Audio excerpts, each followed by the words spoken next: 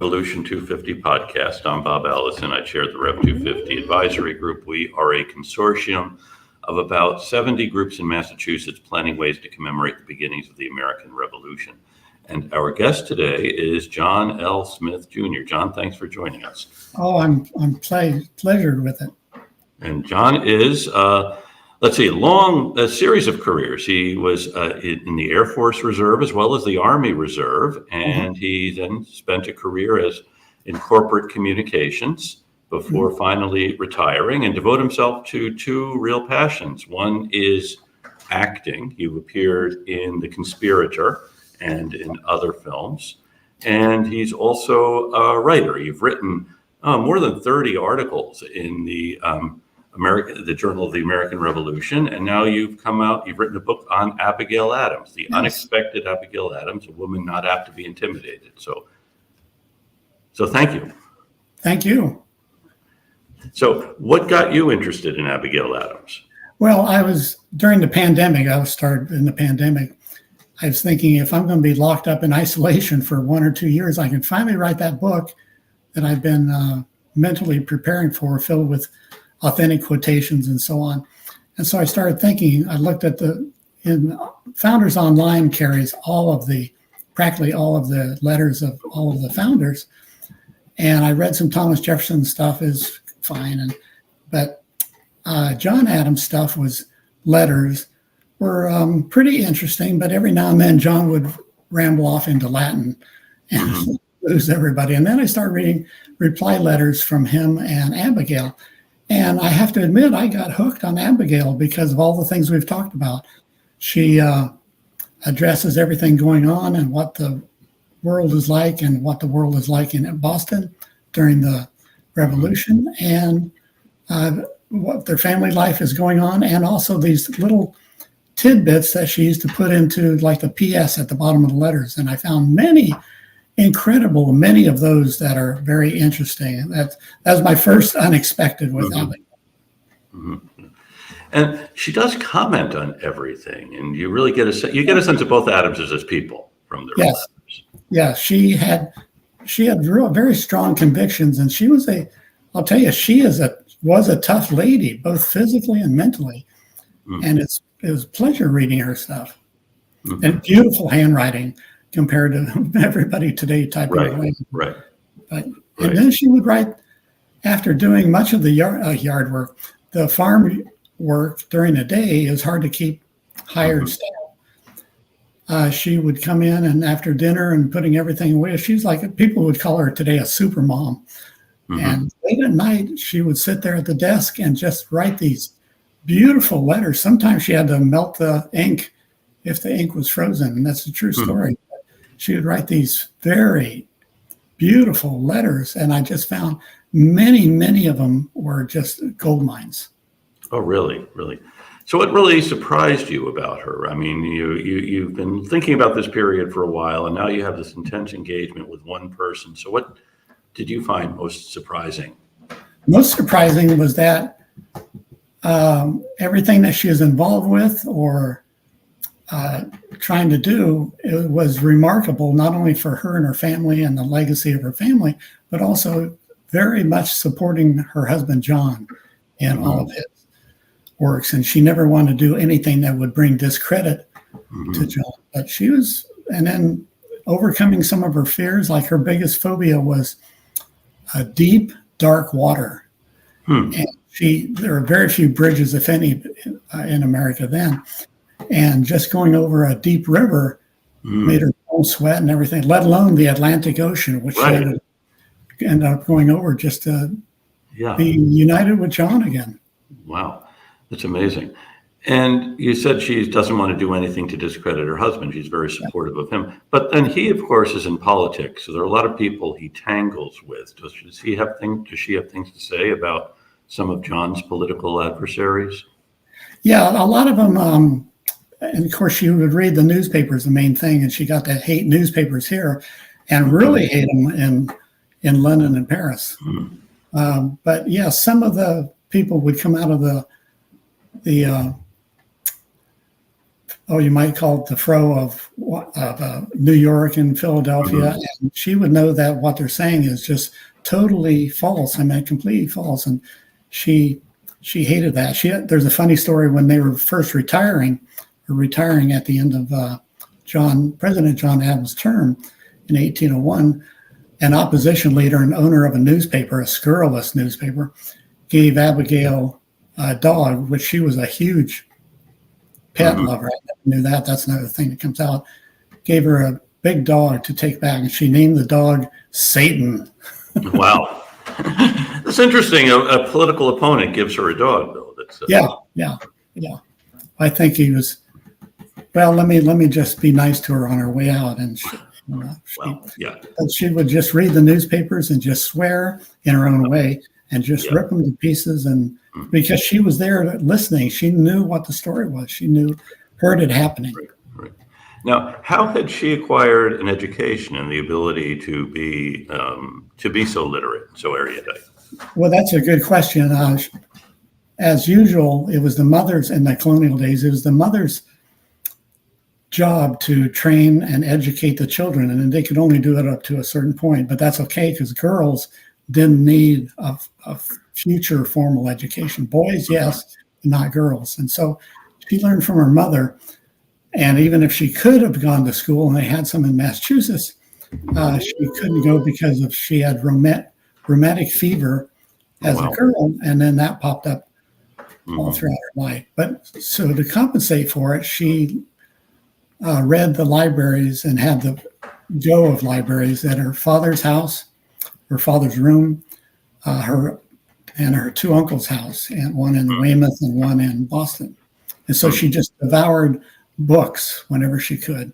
And she and John certainly also shared a love of books. Yeah, absolutely. And he was so proud of Abigail in the beginning when she was doing all that, plus keeping up the household and so on.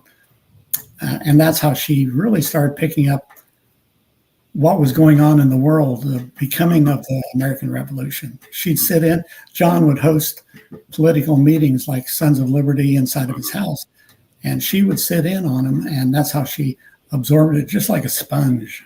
And she had very strong opinions about a lot of things too, which she shares with John and with others whom she writes. Very much on slavery, and they were of like minds on slavery. But women's education, and of course, remember the ladies, and investments, and they explored different avenues of things happening at the time. But she had very strong opinions, and most of all, they bordered along the same lines as John. Right. Except for women's, no, not for women's education. Remember the ladies, there's only so much he could do during that time. Yeah.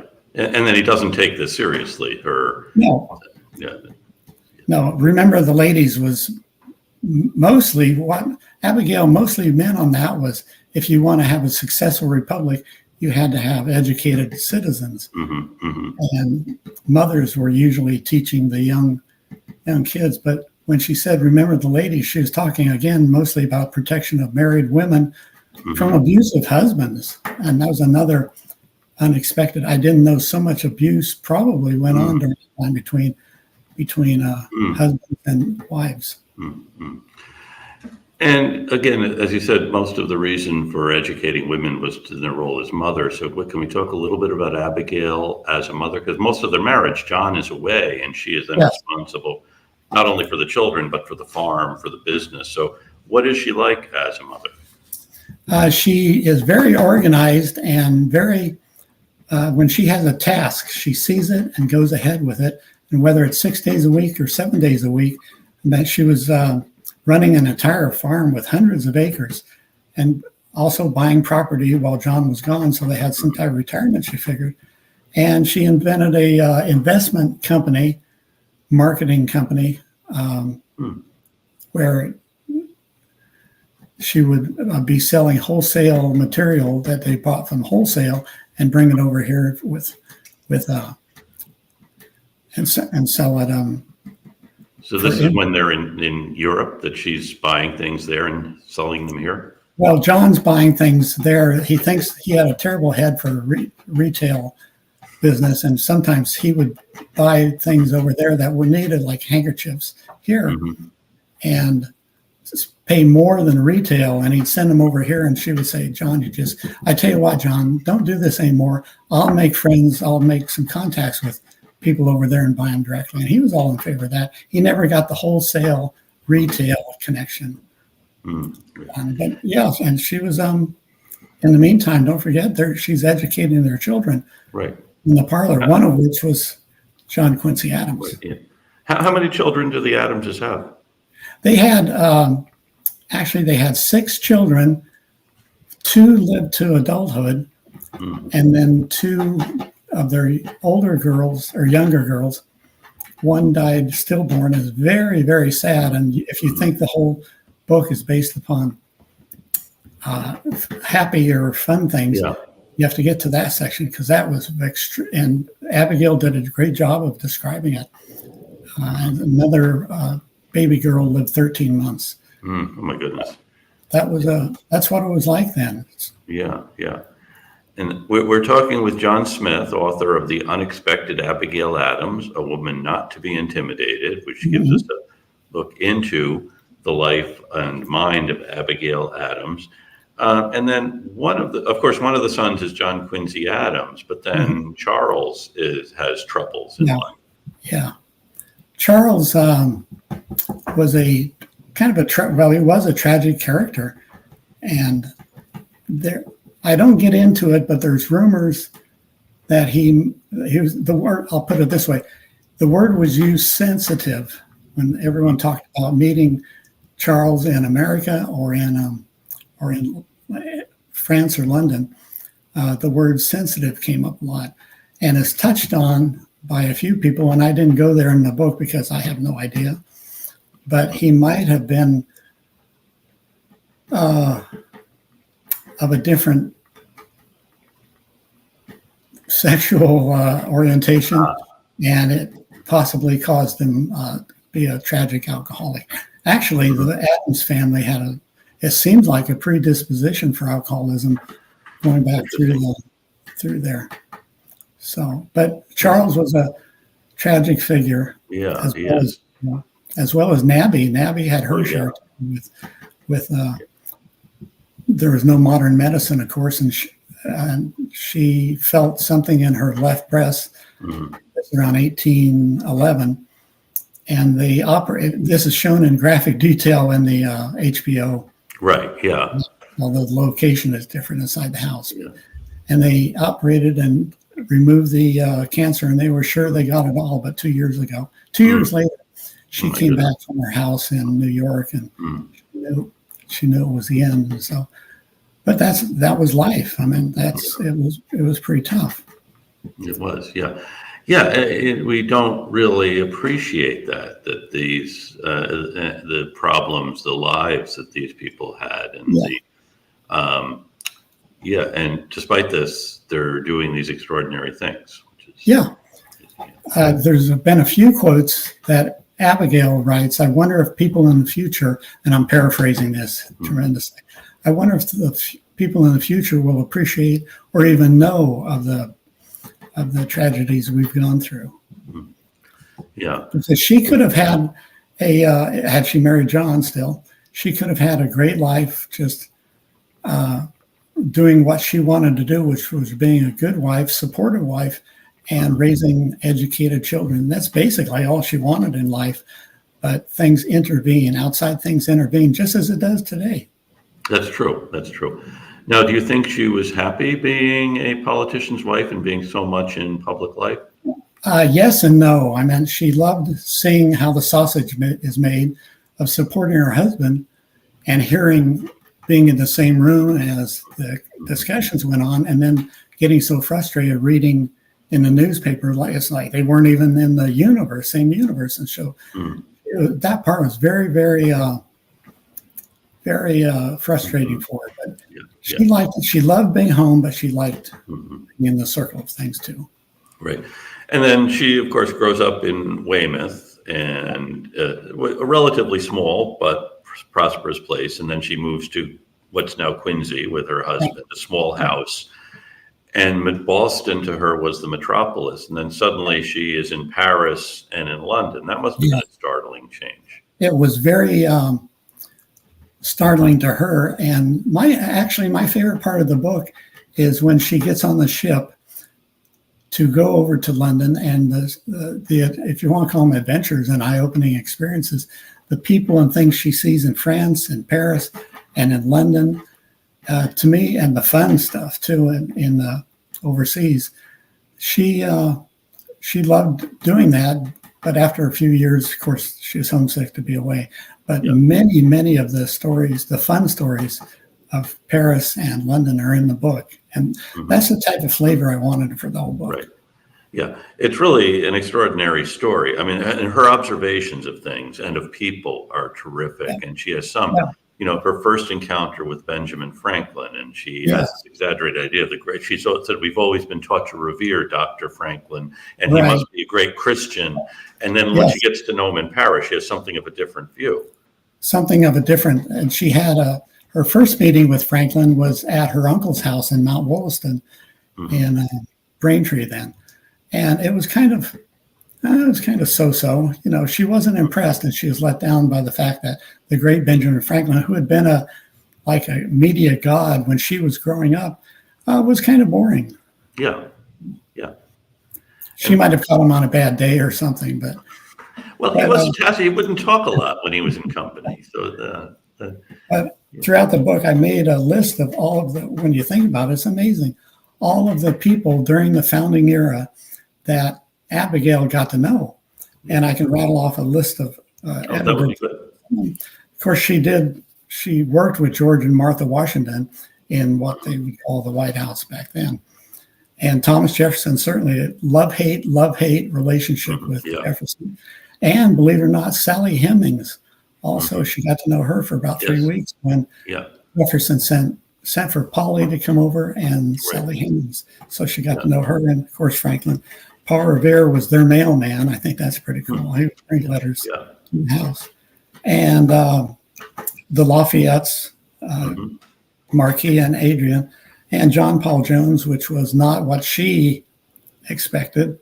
Really? Can you talk a little bit about her encounter with John Paul Jones? Because that's an unexpected pairing. It was at a dinner party in France, in Paris, and John Paul Jones was there, and I'll try to be, Abigail does it much better than I do, but he was very effeminate, and you would never think this from the and he knew best which colognes to go with which dresses, and you read this and you go, well, okay, he's not that's bad, but he wasn't what I expected. Yeah, wow. The reason she wrote back to Mary, her sister in America, was after all the publicity John Paul Jones was getting here and in London, he wasn't what I was expecting. So, and then of course Alexander Hamilton. Oh, right. She was a believer in a pseudoscience called physiognomy. That's a term. And physiognomy told her when she looked in Alexander's eyes, she saw the devil. So needless to say that she wasn't a big fan of Alexander Hamilton. Wow. And other than that, King George III and Queen Charlotte and King Louis XVI. And so did she meet King George III and Queen Charlotte? In fact, she met him a few times. When you go to London and you're the wife of a diplomat, you have to go to the levees or the circles in about once a week or so, and you'll meet both of them again, or maybe one or the other. But she's very, when she describes those in her book, she's very almost modernly sarcastic about him, because the first time it was very, very nervous. And by the few other times, she's writing to her sister Mary that, by the way, you have to wait for 2 or 3 hours sweating. And when the king or queen finally make it up to you, they always ask the same question. Did you walk today?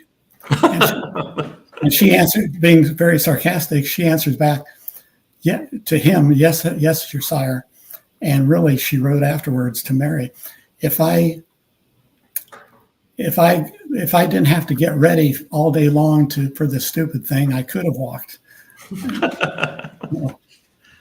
But those type of things. Great. Yeah, we're talking with John Smith, author of The Unexpected Abigail Adams, A Woman Not to Be Intimidated. Mm-hmm. And so what about her observations of King Louis XVI and Marie Antoinette? Those are the couple that she met the least number of times, maybe only once or twice. And mm-hmm. She was very sad when the king and queen fell in mm-hmm. France. Thomas Jefferson was all for it and boosted her up in some letters. Mm-hmm. And you can't expect to move from one political party to another right. in a pillow. So but she thought they were treated unfairly, and she was no fan of kings and queens, but they were treated unfairly. Mm-hmm. Yeah. And then there's a reaction in this country, an interesting reaction in this country. And then because John is writing about a civil war that happened in France, and he sees the terror that's coming in France. He knows this is going to end in a military despotism. And for that, he's called the Duke of Braintree. He wants to establish a monarchy. And so how does she respond to this real intense criticism of her husband when he's vice president? Again, it was the fact that she was there through the whole thing on both sides of the Atlantic, knew the big picture, and they just wrote scurrilous rumors. Mm-hmm. And she hated it and ripped it up and just did some swearing. In fact, when John was president, John Adams, she acted like she wanted to be there for most of the time because this is the big league. She wanted to be there most of the time, and John needed her desperately because without mm-hmm. Abigail, he was just volcanic. Mm-hmm. And so she was there, and she heard everything, and she just hated politics from that point on. There's a great quote that she did.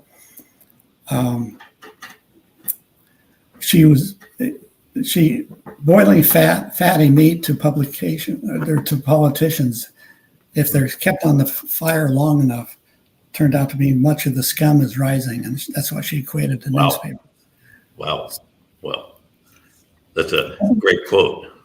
But there's a lot of funny quotes in the book too. I mean, just cute or funny ones. She meant some of them to be taken seriously and some not. For instance, she was somewhere and she's writing a letter to her uncle, Cotton Tufts, who was also not only a surgeon, but a pretty good bank investment person. And he's mainly the person who taught her debits and credits.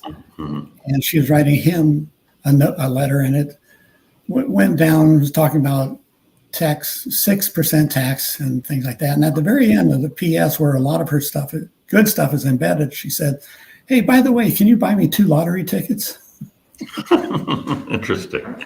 Because lotteries then, I think the 2 of that time was paying for a new building, a road, and a toll bridge. Hey, buy me a couple lottery tickets, okay? So.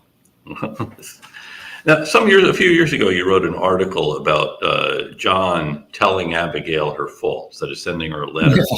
Yes. Can we talk a little bit about that exchange? That's it. Sure. And unfortunately, this one's not in the book, but it'll be in a second thing of other quotations.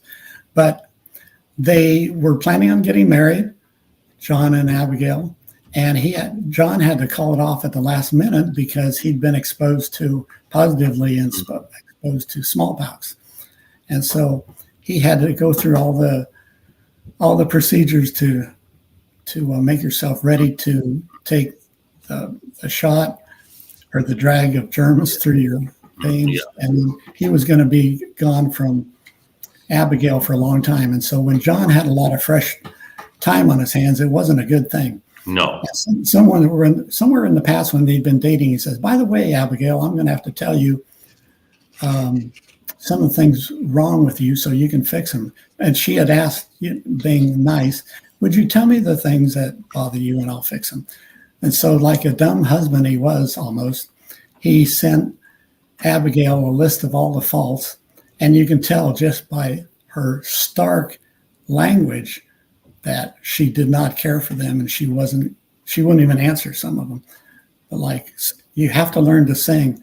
Okay, but I sing like a screeching peacock. And it was not a pleasant thing. No. Good. It's good advice not to send someone when someone asks you, "What are my faults?" Usually, you don't tell them. But John, being the honest lawyer that he was, said, "Okay, here they are, 1 through 7." So, but he lived through that exercise too. Yeah. Well, now it is a striking thing with the successful Adamses do marry well, that they have someone who can kind of keep them in line and keep them focused. And that does seem to be the case with John and Abigail, that she really does give him, you can't really imagine him without her. No, he called her his ballast. And for non-nautical people, a ballast is pieces of iron or things, heavy things installed along the keel of a boat, so that, especially in those oceans when they would sail in the wintertime, sometimes they would frost up, cast over, and just sink. You never got a clue that, the boat was never coming back and the people were lost. And so John called Abigail his keel, her his ballast. And that was very true all the way up until they retired from the presidency. Mm-hmm.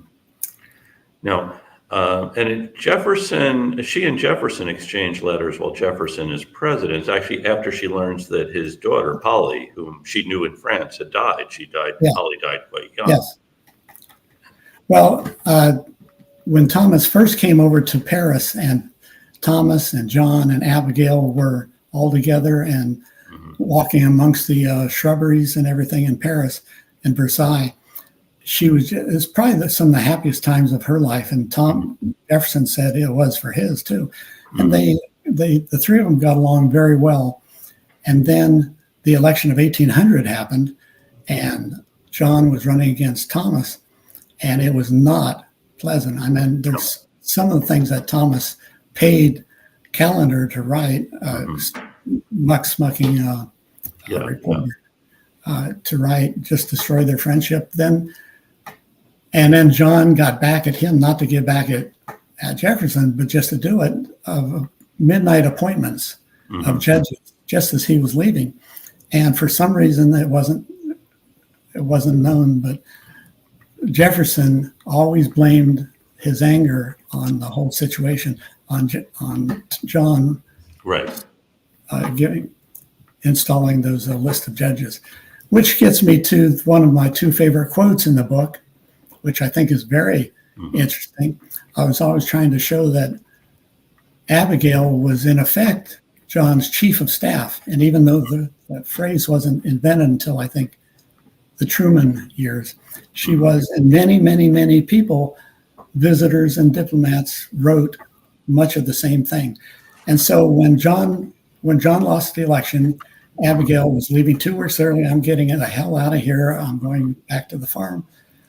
John sent her a letter, and it caught up with her on the road. And he says, "But what about the judges? I need to know which judges I'm supposed to appoint." And we have the president asking his wife. That kind of says something.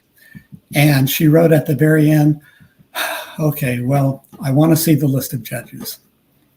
And in fact, that not only solidifies the fact that she dealt in some avenue of being who she was, but it also became one of my two favorite quotes from the book. Yeah, that's great. And then she blames Jefferson for not reappointing John Quincy, as he was like a bankruptcy commissioner in Boston. Yes. Yeah. They had a feud going on and off, and Jefferson would write her a little bit, and then Polly died, and Abigail would say, "I'm so sorry, I heard your daughter died." And he said, in effect, "Yeah, Polly died, but hey, I didn't appreciate the fact that your husband, did the midnight appointments." That's right. You're useless. And so I don't think she ever wrote him again. But then, John and Thomas started their 14-year-long letting escapade that still lives on today. It does, yes. And what is your other favorite quote from the book? The favorite quote, you mean? Yeah, you told us about the one about the judges, and then you The said judges. The other one was the one based. It's embedded inside the quote, calling "I'm not apt to be intimidated." okay. And that one really struck me as a strong statement by a woman or anybody during those times. But what situation? And real quickly, what came around that was in September of 1776. The Americans had just lost the first big pitched battle of Long Island. Mm-hmm. And there were scurrious rumors running all around, like John Adams had been killed, John Adams was taken prisoner, and so on. And he wrote to her just as the whole thing was blowing up. Don't. You're good about not listening to rumors, especially these. Don't do that. And she goes, you don't have to tell me. I'm not apt to be intimidated, And that says a lot about Abigail. She was a tough lady mentally and physically. Although we think about 5 foot tall, maybe 5'1", and had a dark complexion, we know because a diplomat wrote to her later on and said, when I first met you, I thought you were Egyptian. It's possible that she had a dark complexion. But I like the little things, too, that come up that you dwell on. That's good. Yeah, we were talking with John Smith, a author from the Tampa Bay area, about his biography, The Unexpected Abigail Adams, a woman not apt to be intimidated. And it's fortunate for us that she and John were separated for so long because they wrote so many letters to each other. But that must have taken a toll on her. Well, she doing things around the farm and taking care of business, John was always in the back of her mind. And why am I not getting letters? And Sam Adams just got to Congress, and he's written his wife 10 letters, and I have none. And why is that? It always took a toll on her. But and once finally the whole thing got so ridiculous in 1778 or 9, she decided they got in a tiff. It's one of the only fights noted in their letters. She got in a tiff about, I'm getting tired of getting no letters. Sometimes he'd send her a big package. She'd be very happy, open it up, and it's 4 newspapers. So they got in a tiff, and John, it went back and forth, and there's excerpts in it in the book, but John says, okay, now let me do some complaining for a change. So that was the whole letter writing thing was come to an end. And that's one of the reasons she decided, I'm going to have to cross the Atlantic and go see John. But yeah, for the most part, they lived in those letters, and it's a treasure for all of us left over. Although she told many people, destroy this letter, burn this letter, because if you were a fine-heeled colonial woman, the proper thing to do was write the first letter and then copy it over, and then with errors and things corrected, and then copy it over 2 or 3 times and send it. And she would always mention that and say, I don't have time for that stuff. Yes. So we've been talking with John Smith, author of The Unexpected Abigail Adams, a woman not apt to be intimidated. Book coming out end of April. Look forward to it. And you can also check out what you have written on the Journal of the American Revolution. Yes. So congratulations on doing this, and thank you for giving us this new perspective on Abigail Adams. Thank you. I appreciate it very much. There's a few books on Abigail, but they haven't been written. The latest one hasn't been written for about 11 or 12 years. Yeah. And she was due this human look to expose some of the, not expose, but to tell people that some of the things she said and were doing was funny. And I never heard this. For instance, when John and Abigail first retired to Peacefield, like a retired couple, John got addicted to reading romance novels. Who would have thought, So, yeah. And she writes that to one of her girlfriends. I can't get them off these romance novels. That's a thing that you never hear in the book. And I'd like to go into the fact that Abigail was an animal lover, and none of those were put in, very few of them put in the book, but she loved animals. And when John Quincy's wife would visit Peacefield, she called it Noah's Ark because there's so many animals running around. But the funniest part was she liked songbirds and dogs. Those are her two favorite things. But cats, she couldn't figure out cats. Now, they had cats on the farm getting mice and so on, but when she went to France and she couldn't speak the language and was trying for some angle to get in on with the other French women, she noticed they all have these cats. And she used the term kind of like begrudgingly, cats. Yeah, yeah. And it's not in her letters if she, ended up getting a cat or if she didn't. So, but that annoyed her, the whole cat thing. Do you know what kind of a dog Satan was, or any of the other dogs that she had? It was some type of large, something like a wolfhound or something like that. But he was going to, if you look at his paws, she said, this is going to turn into a big boy. Wow. So it was a puppy. He might have done that just because the dog would turn into this huge monster inside their house and rolling around. But Satan was a good dog. She had another one named Juno that she absolutely loved. But songbirds were her favorite because if you think about it, back in those days, there were no CDs, no record players, no radios or anything. Music was very hard to come by unless you're in a church or some type of special occasion. So she liked songbirds because they had a melodious sound going through the house. And sometimes she says they're so damn loud, they'd have to tell them to shut up. Wow, that's great. Of course, she bought the house in Quincy or Braintree, and then she had to redo it. So she oversaw the rebuilding or actually the extension of it, because it wasn't as big as they thought when they were. No, it was. She knew it came up, and she was a good investment person. She always looked at any investment, with the exception of one that I'll go into. But she bought Peacefield, and when it was just up for sale, and started remodeling and enlarging and doing a lot of the work that needed to be done because nobody had lived in it for a little while. And that was going to be their retirement place, the second retirement place. First, she was buying some Vermont land, and she pretty much was, that was a scam. And she bought 4 or 5 acres of parcels of Vermont land up on the Canadian border, 4 or 5 parcels, because she bought one for both of her 4 children and then one for John, because of course, being a married woman, she had absolutely no rights to do anything. Right. Yeah. And so she bought those, and John told her, don't ever do that again. So. Wow. So she didn't buy more land in Vermont, but she did. No, Vermont. The parcels went to the boys, and they even had a hard time in their will dumping those turkeys. So. Well, thank you, John. I know there's a lot more in the book. Anything else we should talk about before we let you go?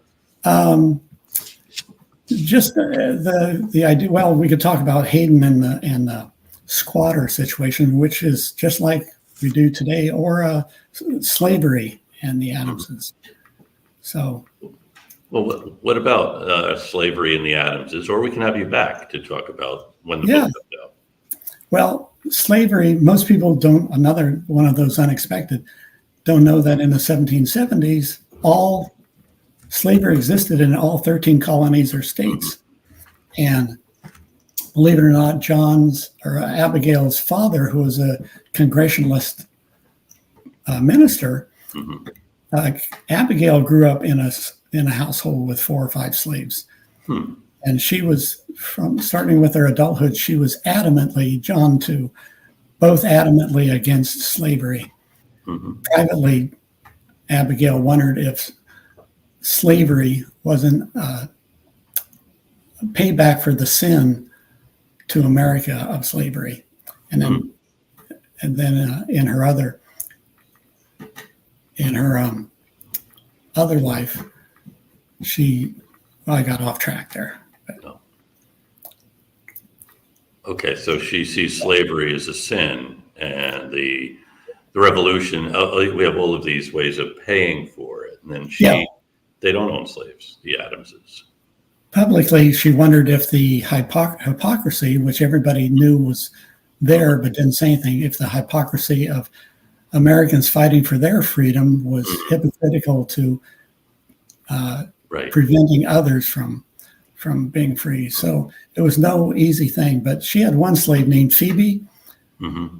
and Phoebe became part of the family after Abigail's father passed on. Mm-hmm. And when they were in England and France for an extended period of time, Phoebe and her husband would stay inside their house and do things and keep it warm and things like that. But the squatter story, and it was in the news headlines yesterday about squatting. So it still goes on. But real quickly, she had hired this guy named Hayden in Braintree and his two sons, and history doesn't even know which Hayden it was. What's his first name? But she hired Hayden and the two boys, and almost immediately the boys, she hired them to do work in the fields. And the two boys almost immediately enlisted in the army because the pay was much better. Mm-hmm. And so, paraphrasing it, she went out and Hayden was living in the John Adams birth house, right, 75 feet from where Abigail was. And she says, well, your boys are gone, so I guess you have to go. And this is another story about women's rights. Guess you have to go. And he goes, no, I don't think I'm going anywhere. And he would not budge. And then finally, Abigail wrote to John Adams and said, you have to get this guy out of here, and don't make me look bad on this. I'm serious. You need to get out. And John, being the lawyer, said, I'm going to give you a piece of paper, get 4 or 5 of your friends to notarize it, that you're signing it, take it to the sheriff. I'll let him know that you're coming, and the sheriff will evict Hayden. And then the communication goes dark, and we don't know what happened if Hayden got out. Well, we know he got out, but 2.5 years later, Abigail, paid for Hayden to leave. She hated doing that. Wow. She didn't even write to John. She was writing to a congressional aide or so. Wow. Well, problems in this Adams household. And so we've been talking with John Smith, author of The Unexpected Abigail Adams, A Woman Not Apt to Be Intimidated. Look forward to reading it. Thank you for this, and thank you for all of the other work you've done, really telling stories and about the things we didn't know. It's been great reading your work over the years, and I look forward to more of it. Well, thank you very much, Bob. Thank you. And so I want to thank Jonathan Lane, our producer, and then our listeners around the world. Every week I thank people in particular places who are tuning in. And if you are in one of these places, send Jonathan Lane an email, jlane@revolution250.org, and they'll send you some of our Rev 250 stuff. We got a nice message the other day from someone in Long Beach, California. So this week, I want to thank our listeners in actually Quincy and Weymouth in Massachusetts, and Franklin, Tennessee, Steubenville, Ohio, Seneca Falls, New York, Henrietta, Oklahoma, and Tampa, Palm Harbor, and New Smyrna Beach in the great state of Florida. So thank you all, and all places between and beyond. And now we will be piped out on the road to Boston.